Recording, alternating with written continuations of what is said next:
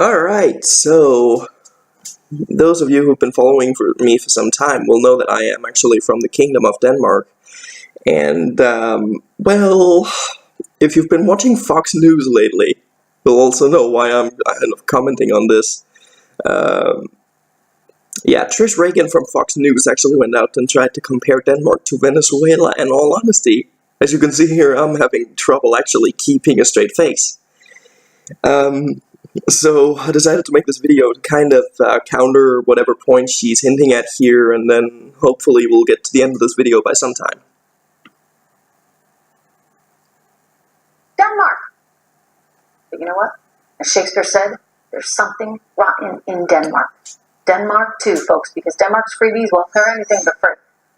Let's talk about Okay, first of all, she's referring to the 56% in tax.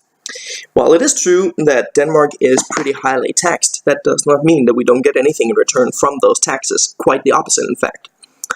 What we do get is that we actually get what is called a welfare state. It is something that we all pay for, which all the other Danes who have been commenting on this video have actually been saying. University and everything's said to be free. It isn't actually. The money have to come from somewhere. Now, she's saying that there is a federal tax rate of 56%. No, that's not true. Most people pay between 35 and 40, and last time I checked, although that's a few years ago or something like that, I'm not completely sure, it was found on Wikipedia. Anyway, last time I checked, there was a 34% tax rate in the United States.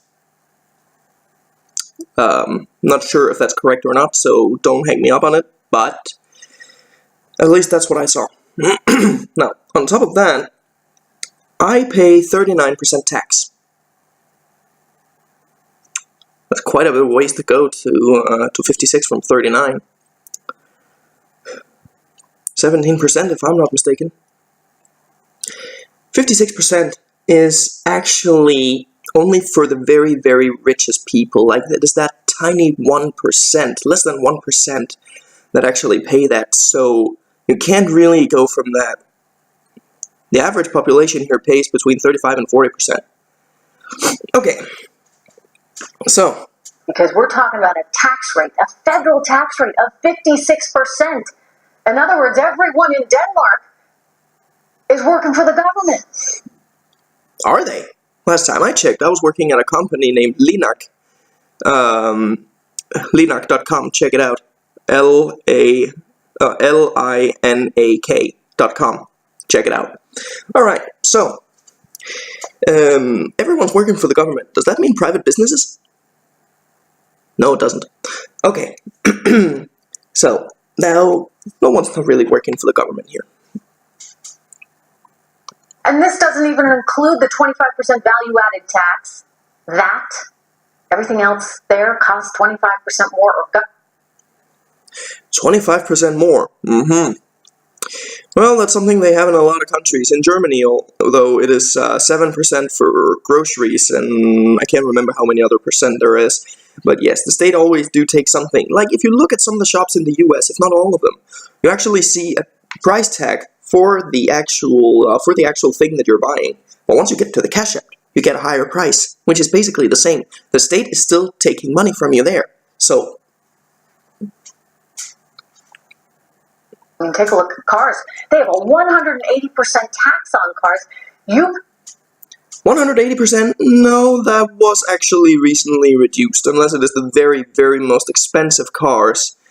And it was reduced to 150%. Granted, I know it's a lot, but that is also for a way for people to actually think about, okay, what are we going to do with the environment here? Are we going to take a big, heavy, fuel-guzzling car? Or are we actually going to take a nice inline 4 or even inline 3 engine car? I mean, regardless, they have to get you from A to B. So, and if you can save a bit of money on the fuel, well, why not? I mean, sure, it would be hella expensive if we actually had to buy V8s or something like that, which I've seen a lot of the time in the US. And granted, I've been driving in a V8 engine a few times, and actually those drive amazingly, but still. By the way, my car is an inline 5. more in taxes than you do on the actual car. And no one wants to work. This is a real problem. No one wants to work? Last time I checked during the OECD index, Denmark was on 6th place, whereas the United States was on 11th place. So, a bigger percentage of the Danish population is actually working than the United States population. They're heavily in debt, but as of 2013, Actually, that heavy debt was never as high as it was actually predicted that it would be, and also, we've really risen back up like a lot of the other countries in Europe, and we're actually in need of employment, so get your asses over here. 3 of the country's 98 municipalities actually had more than half the population working. Half the population? Only 3 out of 98 municipalities. Okay, let me correct you there. We only have 97 municipalities. That's one thing. Another thing is, this is taken into context with newborns and retired people. But I mean, sure, in the US, it wouldn't surprise me that some people would think about employing the babies. I mean, the less in payment, the more the capitalists can get, right? Yeah, capitalism. There you just heard my viewpoint about it. Okay. And Denmark is a free market capitalist country, by the way, but we still do have strong workers' unions around, which are also helping to ensure that we actually have a wage that we can live for, or that we can actually live with, compared to having to take 2 or 3 jobs in the US. Even McDonald's was ranked Denmark's best place to work a few years ago. And how much is it they earn?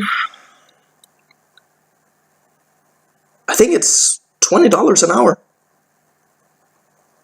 Per employee, per normal standard employee without an education or anything. As long as they're over 18. And we don't actually have a minimum wage.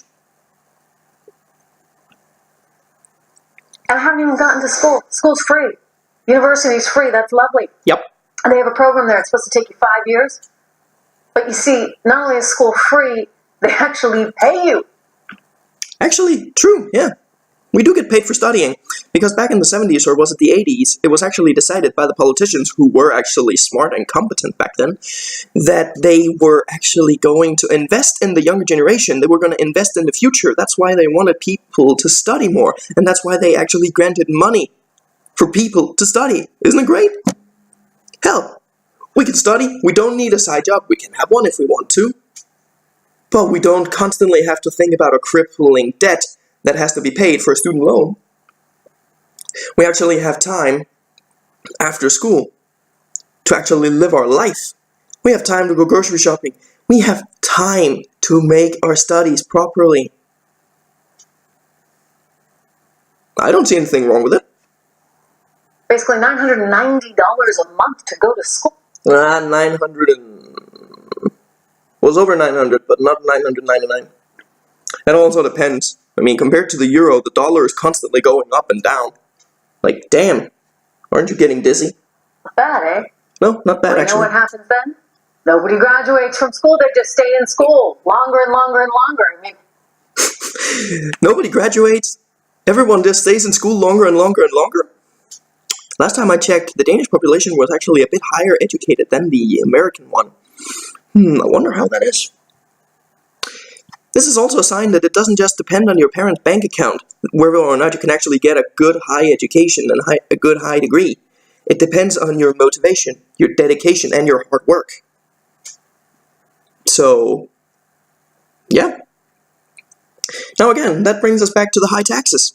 Yes, we do have higher taxes than in more countries, but then again, think about what we get for it.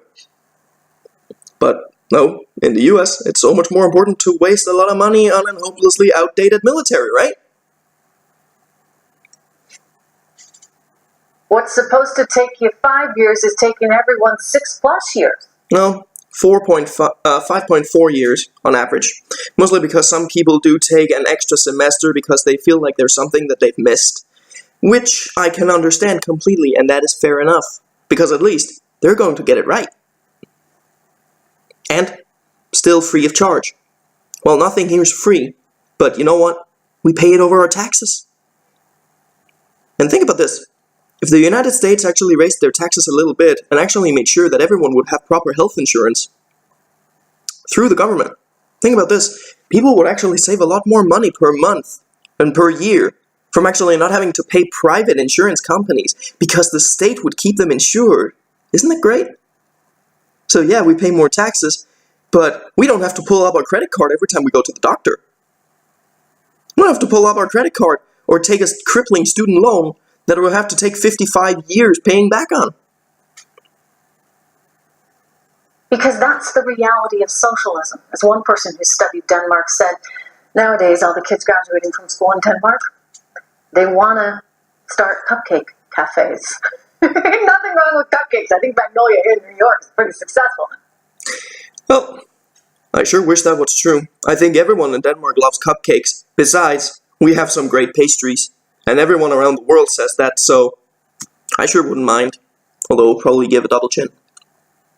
But in other words, nobody's incentivized to do anything because they're not going to be rewarded. Denmark, like Venezuela, has stripped people of their opportunities. Is that the direction that we want to go in?